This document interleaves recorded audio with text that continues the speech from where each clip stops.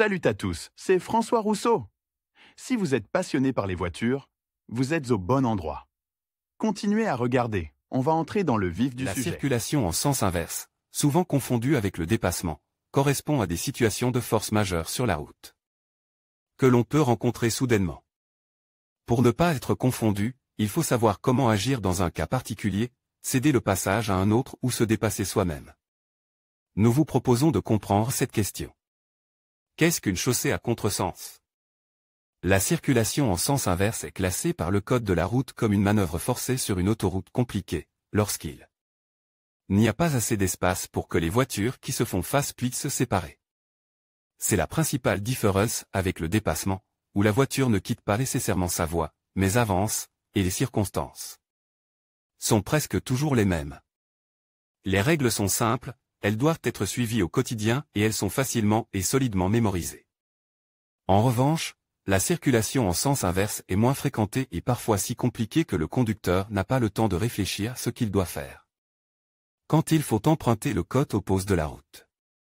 Il existe de nombreuses situations dans lesquelles il est nécessaire d'emprunter le sens inverse de la circulation et elles peuvent être provoquées par des axes étroits et des passages dans les cours, le croisement avec une autre voiture à un carrefour, lorsque le désir de son conducteur et le vôtre en coïncident pour tourner à gauche, réparation ou obstruction dans l'une des voies, les montées et les descentes, les voitures garées des deux côtés de la route, un accident sur la route. C'est à vous de décider comment vous comportez aux intersections lorsque vous avez intention de tourner dans une direction. Vous pouvez vous séparer sur le côté droit de la voiture, tourner à gauche avant d'égaliser, ou sur le côté gauche, de sorte que les voitures tournent après avoir égalisé. Si l'intersection comporte une voie de séparation, vous devez vous écarter du côté gauche de la voiture de manière à ce qu'aucune voiture ne se trouve sur la voie de circulation en sens inverse. Dans une zone fermée adjacente à des maisons, il est plus difficile de se séparer, car il n'y a pas de guidage et de contrôle clair. Pour cela, comme c'est le cas sur la chaussée.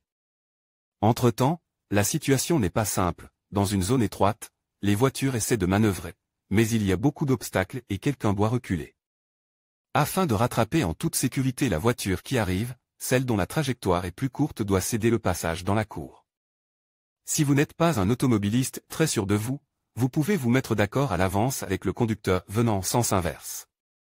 Lire aussi, pourquoi faut-il des secrets pour les roues des voitures? Si des voitures circulent sur la route et qu'un obstacle se trouve d'un côté de la route, obligeant le conducteur à se déporter sur la voie d'un autre, c'est lui qui doit céder le passage, celui qui évitait l'obstacle.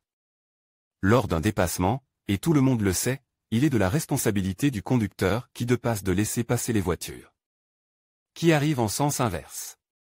Mais il existe des situations difficiles où vous êtes victime d'un conducteur irresponsable qui décide d'enfreindre les règles et de se précipiter sur vous. Dans ce cas, vous devez tout faire pour ne pas entrer en collision frontale, il est préférable de vous écarter sur le côté de la route ou de vous écarter de la voie et de laisser le véhicule heurter les côtes de votre voiture. Vous ne devez jamais dépasser d'autres voitures dans un tunnel ou sur un tronçon signal par un panneau « Dépassement interdit ». Cercle avec un contour rouge et un fond blanc sur lequel sont dessinées des voitures noires et rouges. Si vous roulez derrière un camion qui vous bloque la vue, regardez ces clignotants, normalement, les chauffeurs de camions les utilisent pour signaler ceux qui les suivent. Un clignotant gauche vous avertit du risque de collision avec un autre véhicule si vous vous engagez sur sa voie, tandis qu'un clignotant droit vous indique un moment favorable pour manœuvrer. Les réparations effectuées sur la route, un lieu d'accident clôture par la police, peuvent être soit soumis à la règle générale d'évitement des obstacles, céder le passage à celui qui évitait ou de dépassement, soit réglementés par des panneaux temporaires ou un agent de police en mode manuel. Attention, les panneaux temporaires, sur fond jaune, ont la priorité sur les panneaux permanents, utilisez-les comme guide. Dans les montées et les descentes, le conducteur en descente cédez le passage, car il peut mieux voir ce qui se passe sur la route. L'angle de la pente et son degré de dangerosité se reflètent dans les panneaux de signalisation. Il s'agit de triangles à fond blanc et à contour rouge, indiquant la colline ou la pente et le pourcentage de la pente. En l'absence de panneaux, cette règle ne s'applique pas, l'endroit n'est pas considéré comme une colline descente. Lire aussi, qu'est-ce qu'une voie bruyante et pourquoi est-elle nécessaire sur les routes? Les routes historiquement étroites sont généralement dotées de panneaux spéciaux expliquant qui doit céder le passage à qui. Nous allons les examiner ci-dessous. Sur les routes étroites, il est beaucoup plus facile de se séparer si des panneaux indiquent la marche à suivre. Il existe 2 panneaux à cet effet. Le premier indique au conducteur qu'il doit céder le passage si la circulation en sens inverse est entravée pour une raison ou une autre, et le second informe le conducteur des avantages dont il dispose et est installé du côté opposé de la route. Le premier a l'aspect d'un cercle à fond blanc et au contour rouge épais, au milieu duquel se trouvent 2 flèches, une longue flèche noire et une courte flèche rouge. Si vous voyez un tel panneau, cela signifie que vous devez céder le passage aux véhicules venant en sens inverse. Le second panneau a la forme d'un quart rempli de bleu et comporte également 2 flèches, l'une rouge et l'autre blanche. Il donne au conducteur le droit d'avoir la priorité lorsqu'il dépasse les véhicules venant en sens inverse. Les principales mesures à prendre en cas d'excès de vitesse en sens inverse. Les règles régissant la circulation en sens inverse ne sont malheureusement pas toutes décrites. Hélas, même si vous les respectez, vous courez le risque de rencontrer un conducteur casse-cou ou ivre qui se moque de savoir qui a l'avantage.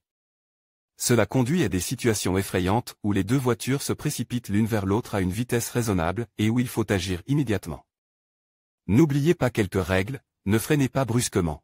Après avoir pris de la vitesse, un freinage brusque peut vous faire perdre le contrôle de la voiture.